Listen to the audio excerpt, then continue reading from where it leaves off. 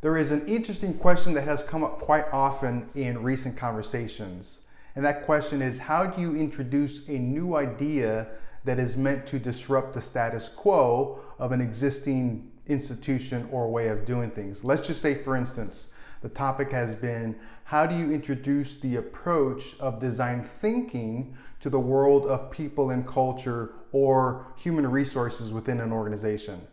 One of the things that we have seen is, as we start talking about design thinking and using the terms that are very familiar within the world of design thinking, such as journey mapping, human-centered design, using empathy and co-creation, all of these terms, again, that are very familiar to us, that are from the world of design thinking, but are somewhat new terms as they relate to the world of human resources. I have seen the application of design thinking in the world of healthcare, government, human resources, and what inevitably happens as you're introducing this new approach is that you are coming with a language that is very different to the world that you are trying to apply it in.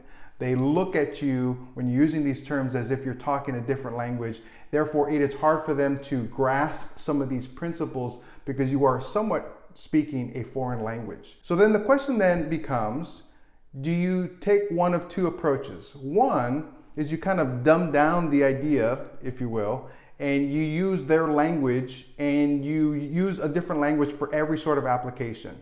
Or on the other hand, do you try to disrupt the status quo of that particular institution and introduce this jarring new language, and you almost want to control and manipulate their understanding? I actually don't think it's one or the other. I think it's actually both.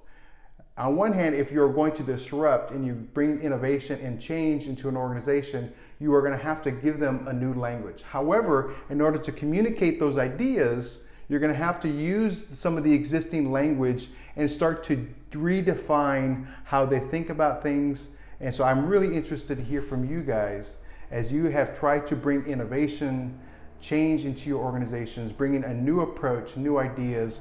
What have you found about the importance of language in conveying those ideas?